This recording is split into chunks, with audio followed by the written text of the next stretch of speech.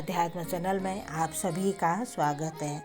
आज मैं आपको श्रीमद् भागवत गीता का ध्यान योग से एक श्लोक बताऊंगी, जिसमें अर्जुन श्री कृष्ण भगवान से कहते हैं और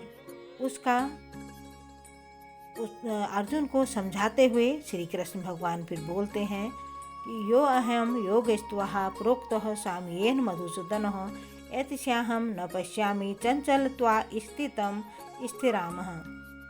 हे मधुसूदन, आपने जिस योग पद्धति का संक्षेप में हमें वर्णन किया है और हमें ये सब बताया है, ये मेरे अव्यावहारिक तथा आसनी नहीं है, क्योंकि वह हमारे चंचल तथा अस्थिर होता है।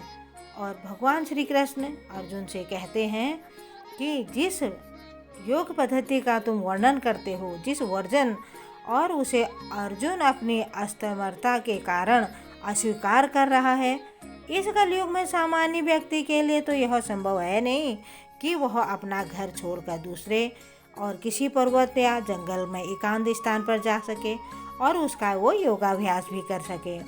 तो उसका आधुनिक युग की विशेषता यह थी कि वह अल्पकालिक जीवन के लिए वह घोर संघर्ष कर रहा था और सरल व्यवहारिक साधनों से भी वह आत्म साक्षात्कार के लिए उत्सुक या गंभीर नहीं है।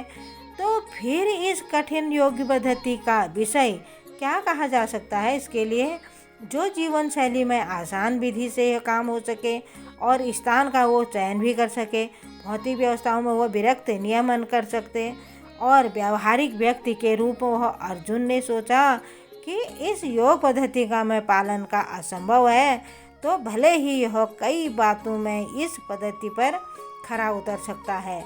तो राजवंशी था, उसमें उनके अनेक सद्गुण थे, वह महान योद्धा भी था, दीर्घायु था। सबसे बड़ी बात यह थी कि वह भगवान श्री कृष्ण के घनिष्ठ मित्र भी थे। 5000 वर्ष पूर्व अर्जुन को हमसे अधिक सुविधाएं प्राप्त हो रही थी, तो उसने इस योग पद्धति को स्वीकार करने से मना कर दिया था। वास्तव में इतिहास में कोई ऐसा प्रलेख नहीं था तो और उन्हें जो प्राप्त नहीं हो सकता था और जिससे वह ज्ञान तो उन्हें हो सकता था कि कभी योग अभ्यास किया हो या पद्धति से कलयुग में सर्वदा दुष्कर्म सफल समझना चाहिए था, या कतिपय करले व्यक्तियों के लिए वह पद्धति सुगम हो सकती थी, किंतु सामान्य जनों के लिए वह असंभव ही था। यदि 5000 वर्ष पूर्व ऐसा था तो आधुनिक समय के लिए क्या कहना।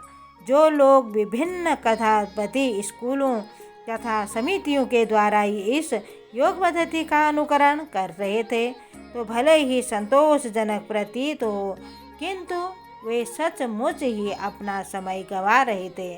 वे अपने अभीष्ट लक्ष्य के प्रति सर्वदा अज्ञानी थे। धन्यवाद।